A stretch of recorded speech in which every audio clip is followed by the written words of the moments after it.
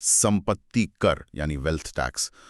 सिर्फ दो शब्द हैं, लेकिन ऐसा लगता है जैसे पूरी अर्थव्यवस्था, पूरा समाज, सब कुछ इनमें उलझा हुआ है। हाँ बिल्कुल, और ये बहस चलती रहती है कि क्या ये मतलब अमीरों से उनका हक छीनना है या फिर समाज में जो इतनी बड़ी खाई बन गई है उसे पाटने का एक जरूरी कदम। सही बात है, ये कोई नई बहस तो है नहीं, लेकिन अभी हाल में कैलिफोर्निया में एक बिल्कुल अलग किस्म का प्रस्ताव आया, उसने इसे फिर से हवा दे दी है। जी, और एलिजाबेथ वॉरेन जैसे नेता तो खैर सालों से इसके अलग अलग रूपों की बात कर ही रहे हैं। तो आज हमारे पास जो स्रोत हैं वो इस पूरी क्या कहते हैं जटिल पहेली के कई अलग अलग टुकड़े हमें दिखाते हैं। हाँ, हमारा मकसद यही है कि इन टुकड़ों को जोड़ें और एक थोड़ी साफ तस्वीर बनाने की कोशिश करें। मतलब संपत्ति कर के पक्ष में क्या तर्क हैं, इसे लागू करने में असली दिक्कतें क्या आती हैं, क्या ये दुनिया में कहीं काम कर भी रहा है, और आखिर ये इतना मतलब विवादास्पद क्यों है। हाँ बिल्कुल, क्या ये आर्थिक न्याय का रास्ता है या फिर विकास के रास्ते में एक रोड़ा। चलिए आज इसी की गहराई में उतरते हैं। और ये पड़ताल आज इसलिए भी जरूरी है क्योंकि हम एक ऐसे दौर में हैं जहां आर्थिक असमानता मतलब अपने चरम पर पहुंच रही है। स्रोत हमें बताते हैं कि ये सिर्फ एक एहसास नहीं है, ये आंकड़ों की हकीकत है। जैसे थॉमस पेकेटी जैसे अर्थशास्त्रियों ने ये दिखाया है कि कैसे पूंजी पर जो रिटर्न मिलता है यानी आर, वो अक्सर अर्थव्यवस्था की विकास दर जी से ज्यादा होता है। अच्छा, तो नतीजा ये होता है कि पैसा पैसे को खींचता है और संपत्ति बस कुछ ही हाथों में जमा होती जाती है। और दूसरी तरफ सरकारें, जिनका लगातार दबाव है कि भाई स्वास्थ्य, शिक्षा, इंफ्रास्ट्रक्चर, इन सब जरूरी चीजों के लिए पैसा लाओ। बिल्कुल, तो सवाल यही उठता है कि ये पैसा आए कहाँ से, और संपत्ति कर एक संभावित जवाब के तौर पर सामने आता है। लेकिन स्रोत ये भी साफ करते हैं कि ये सिर्फ मतलब हिसाब किताब का मामला नहीं है। ये शक्ति का, राजनीति का और समाज की प्राथमिकताएं क्या हैं, इससे जुड़ा एक गहरा सवाल है। बिल्कुल सही कहा। तो चलिए सबसे पहले उसी प्रस्ताव पर आते हैं जिसने हाल में इतनी सुर्खियां बटोरी, कैलिफोर्निया वाला प्रस्ताव। जी, दिलचस्प बात यह है, जैसा आपने कहा, कि ये वहां के गवर्नर या सरकार की तरफ से नहीं आया है। नहीं, इसे पेश किया है श्रमिक संघों ने, खासतौर पर SUUHW, जो स्वास्थ्य कर्मचारियों का एक बड़ा संघ है, और उनके साथ कुछ और स्वास्थ्य समूह भी हैं। ये एक जनमत संग्रह यानी बैलेट इनिशिएटिव के जरिए लाया जा रहा है। हाँ, और ये जो पारंपरिक संपत्ति कर की हम बात सुनते हैं उससे काफी अलग है। ये एक मुश्त यानी वन टाइम 5% का टैक्स है। एक बार का? हाँ, सिर्फ एक बार। और ये उन लोगों पर लगेगा जिनकी कुल संपत्ति 2025 के टैक्स वर्ष के हिसाब से $1 बिलियन या उससे ज्यादा है। $1 बिलियन? उस पर नहीं, बल्कि उनकी पूरी वैश्विक संपत्ति पर लागू होगा, चाहे वो शेयर हो, रियल एस्टेट हो, निजी कंपनियां, आर्ट कलेक्शन, कुछ भी। अच्छा, मतलब दुनिया भर की संपत्ति। और लक्ष्य कौन है, मतलब कितने लोग इसके दायरे में आएंगे? स्रोत बताते हैं कि निशाना सीधे तौर पर कैलिफोर्निया के लगभग 200 अरबपतियों पर है। सिर्फ 200? हाँ, लगभग 200। इनमें टेक्नोलॉजी सेक्टर के कई बड़े नाम भी शामिल हैं। और मकसद क्या है इसका? ये पैसा क्यों चाहिए? इसका सीधा मकसद है उस संभावित वित्तीय कमी को पूरा करना जो संघीय सरकार मतलब फेडरल गवर्नमेंट स्वास्थ्य सेवाओं में जो कटौती कर सकती है उससे पैदा होगी। अच्छा। अनुमान यह है कि कैलिफोर्निया को सालाना कोई $30 बिलियन का नुकसान हो सकता है, और राज्य पहले से ही मतलब करीब $12 बिलियन के बजट घाटे और मेडिकैल जो उनकी स्वास्थ्य बीमा योजना है उसकी बढ़ती लागतों से जूझ रहा है। तो ये पैसा उस कमी को भरेगा? कितना राजस्व आने की उम्मीद है इससे? इस एक मुश्त कर से उम्मीद है कि कुल $100 बिलियन का राजस्व मिलेगा। $100 बिलियन? हाँ, और इसे टैक्स देने वालों को 5 साल की अवधि में चुकाने की मोहलत दी जाएगी। $100 बिलियन, ये तो बहुत बड़ी रकम है। जाहिर है इसके जो समर्थक हैं वो इसे बहुत जरूरी बता रहे होंगे। बिल्कुल। SEIU-UHW के अध्यक्ष हैं डेव रेगन। उनका एक बयान स्रोतों में है। वो कहते हैं कि ये सिर्फ अमीरों से पैसा लेने की बात नहीं है, ये तो असल में लोगों की जान बचाने का मामला है। उनका तर्क है कि अगर फेडरल कटौती होती है और राज्य ये राजस्व नहीं जुटा पाता तो लाखों लोग अपना हेल्थ इंश्योरेंस खो सकते हैं, गांव देहात के अस्पताल बंद हो सकते हैं। इसका सीधा असर आम लोगों की जिंदगी पर पड़ेगा। बात तो गंभीर है, लेकिन इसे लागू करवाना क्या इतना आसान होगा? आपने कहा जनमत संग्रह है। नहीं, आसान बिल्कुल नहीं होगा। पहले तो इसे नवंबर 2026 के चुनाव में बैलेट पर लाने के लिए अगले साल तक 8,70,000 वैध हस्ताक्षर जुटाने होंगे। ये अपने आप में एक बहुत बड़ी चुनौती है। 8,70,000? हाँ, ये तो है। और मान लीजिए अगर हस्ताक्षर जुट भी गए और लोगों ने इसे पास भी कर दिया, तो क्या फिर सब ठीक? नहीं, तो फिर असली कानूनी लड़ाइयां शुरू होंगी। स्रोत बताते हैं कि इसे समान संरक्षण यानी इक्वल प्रोटेक्शन के आधार पर चुनौती दी जा सकती है कि भाई ये सिर्फ एक छोटे से समूह पर ही क्यों लग रहा है। अच्छा। और अंतर्राज्यीय वाणिज्य यानी इंटरस्टेट कॉमर्स के आधार पर भी चुनौती मिल सकती है, क्योंकि ये राज्य के बाहर की संपत्ति पर भी लागू होता है। और एक दिलचस्प बात ये भी है कि कैलिफोर्निया के मतदाताओं ने आज तक कभी भी राज्य स्तर पर कोई सीधा संपत्ति कर पास ही नहीं किया है। तो राह आसान नहीं है, काफी मुश्किल है। ये तो हुई कैलिफोर्निया की बात, एक राज्य का मामला, एक बार का टैक्स। अब जरा संघीय स्तर पर, फेडरल लेवल पर आते हैं, सेनेटर एलिजाबेथ वॉरेन के प्रस्ताव पर। इसकी चर्चा तो कई सालों से हो रही है। ये कैलिफोर्निया वाले मॉडल से कैसे अलग है? ये कई मायनों में अलग है। सबसे बड़ा फर्क तो यही है कि वॉरेन का प्रस्ताव वार्षिक है, एनुअल, एक मुश्त नहीं, ये हर साल लगेगा। हर साल? अच्छा। हाँ। दूसरा, इसकी जो सीमा है, थ्रेशोल्ड, वो काफी कम है। ये $50 मिलियन से ज्यादा की कुल संपत्ति वाले परिवारों पर लागू होगा, ना कि $1 बिलियन पर। $50 मिलियन? कैलिफोर्निया में 1 बिलियन था, यहाँ 50 मिलियन। और टैक्स की दरें क्या हैं? दरें भी अलग हैं और प्रोग्रेसिव हैं, मतलब संपत्ति बढ़ने के साथ दर बढ़ती है। $50 मिलियन से $1 बिलियन के बीच की संपत्ति पर 2% सालाना। 2%?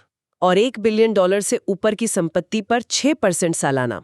ये उनके 2024 वाले प्रस्ताव का संस्करण है। 6%? ये तो काफी ज्यादा है कैलिफोर्निया के 5% जो एक बार का था के मुकाबले। तो इसका मतलब ये हुआ कि ये कैलिफोर्निया प्रस्ताव से कहीं ज्यादा लोगों पर असर डालेगा? हाँ, ज्यादा लोगों पर असर डालेगा, लेकिन फिर भी अगर पूरी अमेरिकी आबादी के लिहाज से देखें तो ये अब भी एक बहुत छोटा समूह है।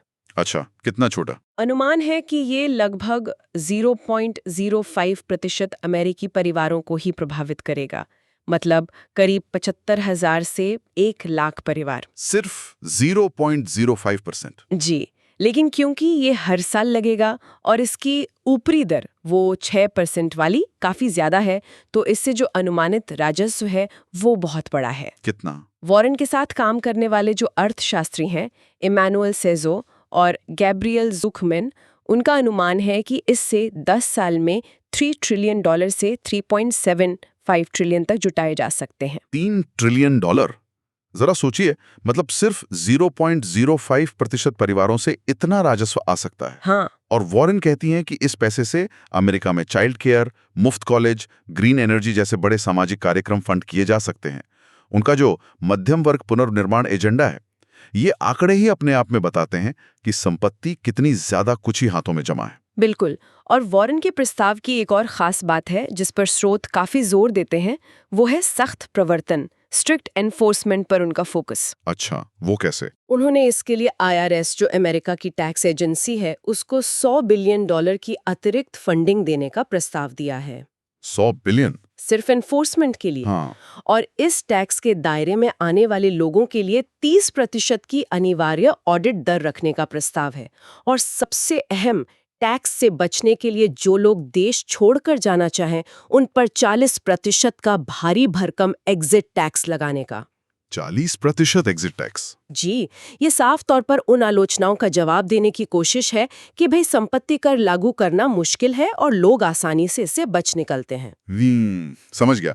तो ये 2 मुख्य प्रस्ताव हमारे सामने हैं, एक राज्य स्तर पर, एक बार का बहुत ज्यादा अमीरों पर केंद्रित, दूसरा संघीय स्तर पर, हर साल लगने वाला, थोड़े ज्यादा लोगों को लेकिन फिर भी बहुत कम दायरे में लाने वाला और लागू करने पर बहुत जोर देने वाला। जी। अब आते हैं उस बुनियादी बहस पर जो इन प्रस्तावों के इर्द गिर्द घूमती है।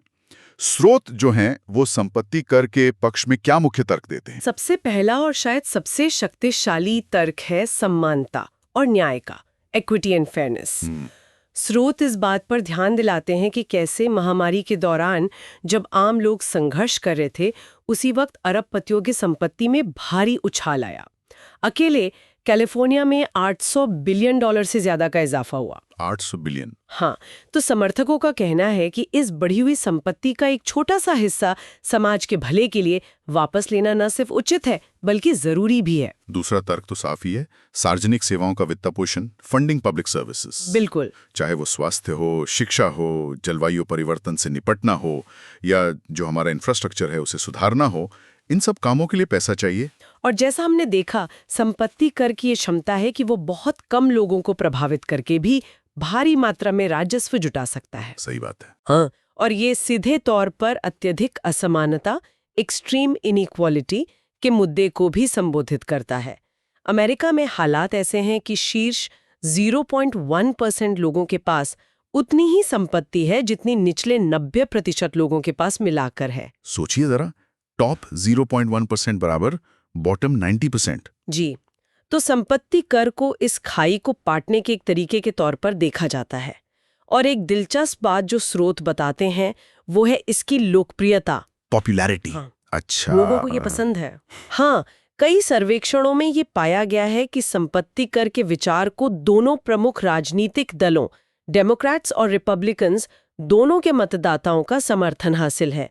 वॉरेन के प्रस्ताव को तो 60-70% अमेरिकियों का समर्थन मिला था, जिसमें आधे से ज्यादा रिपब्लिकन भी शामिल थे। तो अगर ये इतना लोकप्रिय है और उसके पक्ष में इतने सारे तर्क हैं, तो फिर इसका इतना विरोध क्यों होता है?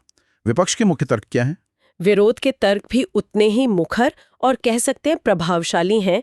सबसे ज्यादा जो चिंता दोहराई जाती है वो है पूंजी पलायन की, कैपिटल फ्लाइट। हाँ, ये तो हमेशा सुनने में आता है। आलोचकों का डर है कि अमीर लोग और उनका पैसा ज्यादा टैक्स वाले राज्य या देश छोड़कर ऐसी जगह चले जाएंगे जहां टैक्स कम हो या न हो। वो अक्सर फ्रांस और स्वीडन जैसे देशों का उदाहरण देते हैं, जहां संपत्ति कर लागू करने के बाद उसे वापस लेना पड़ा।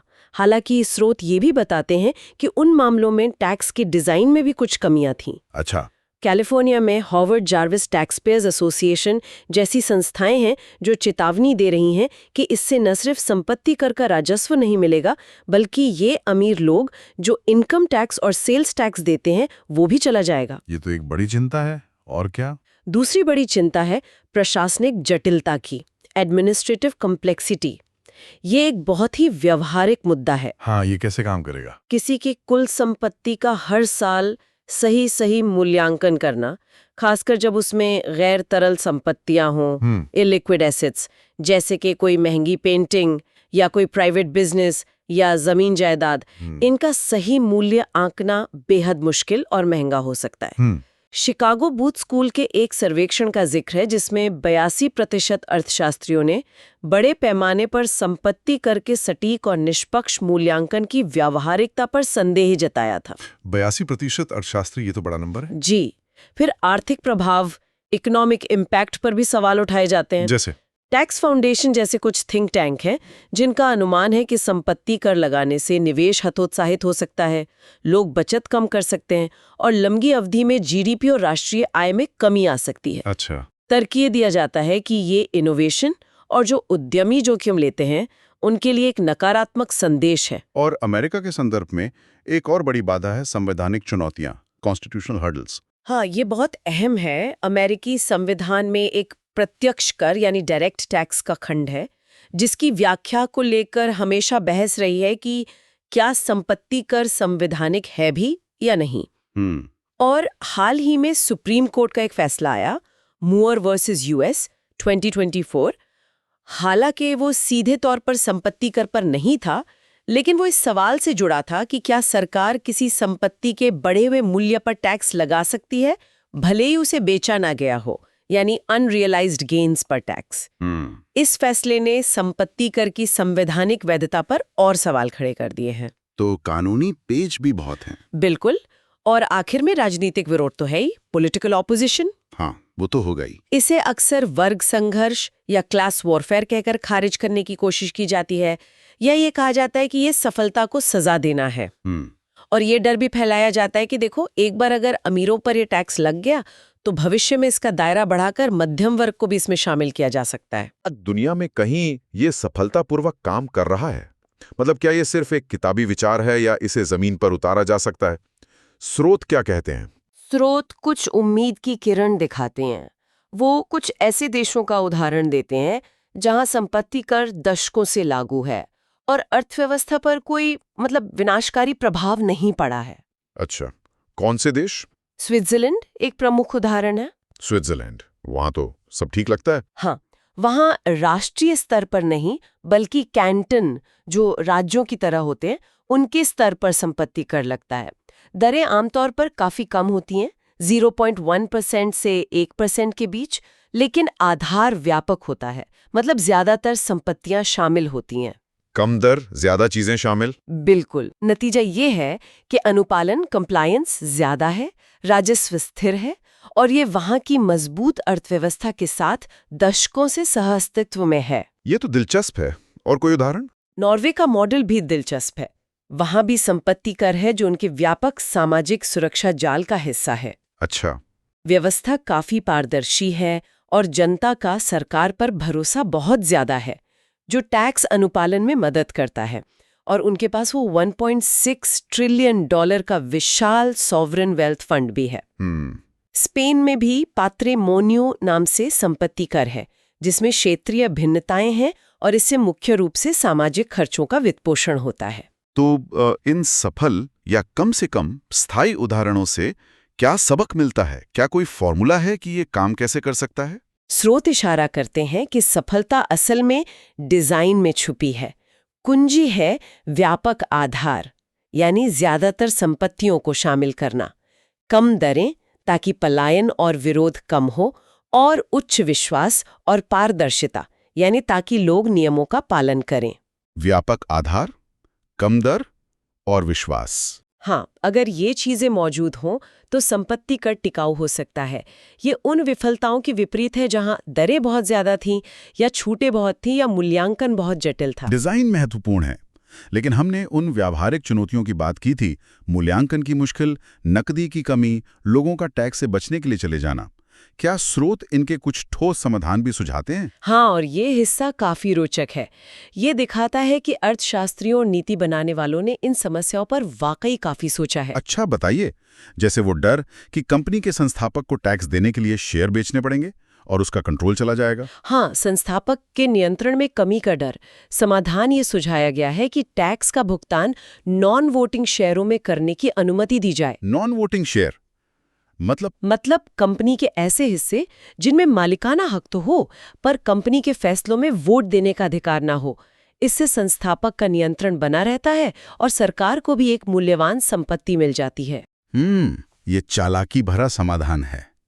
और वो समस्या कि किसी के पास मान लीजिए महंगी पेंटिंग है या जमीन है, पर टैक्स चुकाने के लिए नकद पैसा नहीं है, तरलता की कमी। हाँ, लिक्विडिटी क्रंच।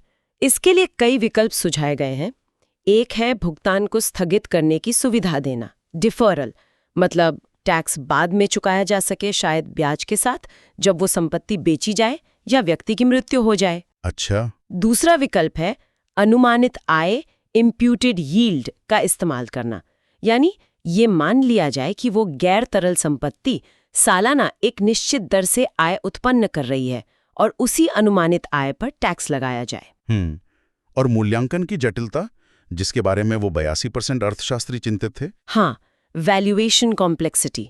समाधान ये हो सकता है कि सेफ हार्बर नियमों, सेफ हार्बर रूल्स का इस्तेमाल किया जाए, जहां कुछ तरह की संपत्तियों के लिए मानक मूल्यांकन मान लिए जाएं। ठीक है। मूल्यांकन बैंड्स बनाए जा सकते हैं ताकि हर $1 का हिसाब न रखना पड़े। छोटी मोटी व्यक्तिगत चीजों को टैक्स के दायरे से बाहर रखा जा सकता है और तकनीक का इस्तेमाल करके मूल्यांकन प्रक्रिया को सुधारा जा सकता है। और पूंजी पलायन, कैपिटल फ्लाइट, वो सबसे बड़ा डर।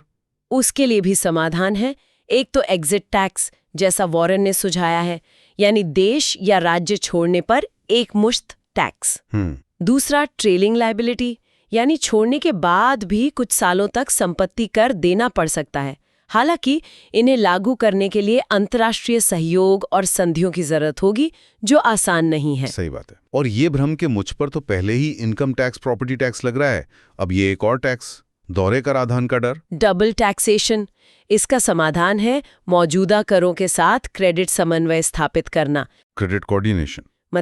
मतलब अगर आपने किसी संपत्ति पर पहले ही कोई टैक्स दिया है हाँ। तो उसका क्रेडिट आपको संपत्ति कर में मिल सके। और ये साफ करना होगा कि संपत्ति कर धन के स्टॉक पर है, उसके प्रवाह यानी आय पर नहीं, और ये मौजूदा करों से अलग है। अच्छा, और आखिरी चुनौती, लोग ट्रस्ट बनाकर या चैरिटी वगैरह के जरिए अपनी संपत्ति छुपा सकते हैं। हाँ, टैक्स हेवन या बचाव के तरीके। समाधान है नियंत्रण आधारित समावेशन नियम। Control based inclusion rules. ये क्या है?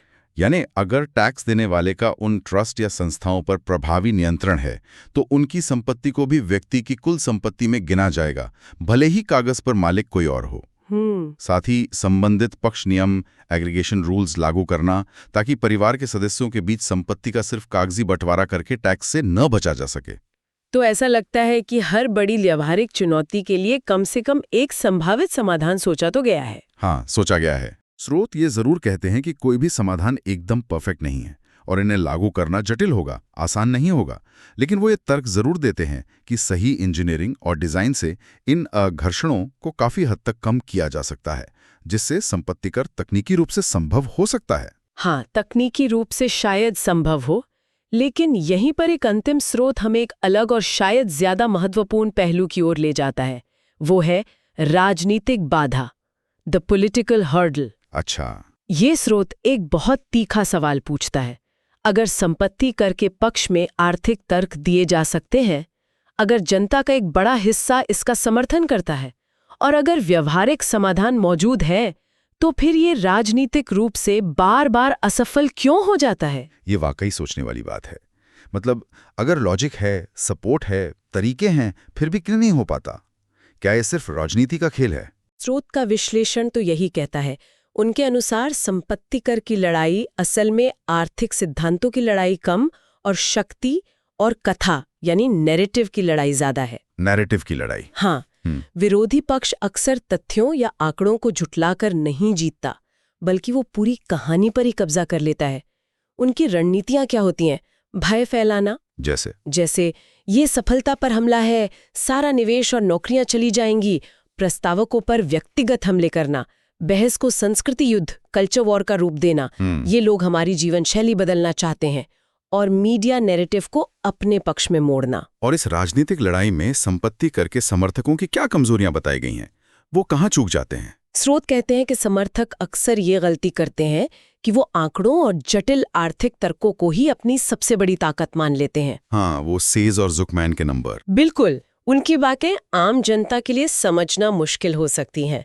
वो अक्सर ये नहीं बता पाते कि इस टैक्स से आम आदमी को सीधा और तुरंत दिखने वाला फायदा क्या होगा। अच्छा, तो सफलता के लिए क्या जरूरी बताया गया? सरल भावनात्मक संदेश, जैसे अरबपतियों पर सिर्फ 1% टैक्स लगने से हमारे बच्चों के स्कूलों की हालत सुधर सकती है। हाँ, सीधा कनेक्शन। हाँ, दिखने वाले परिणाम जिनका श्रेय सीधे टैक्स को दिया जा सके। इसे देशभक्ति या राष्ट्रीय हित से जोड़ना, ये देश के भविष्य के लिए जरूरी है। और सबसे अहम, जमीनी स्तर पर मजबूत राजनीतिक संगठन और अभियान चलाना। स्रोत का निष्कर्ष थोड़ा कड़वा है, लेकिन शायद सच्चा है।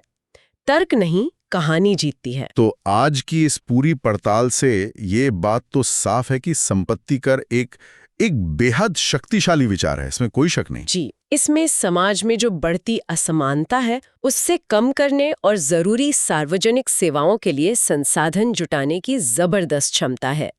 लेकिन ये रास्ता चुनौतियों से भरा पड़ा है। बिल्कुल, जटिल व्यवहारिक मुद्दे हैं, संवैधानिक सवाल हैं, और शायद सबसे बढ़कर जबरदस्त राजनीतिक प्रतिरोध है।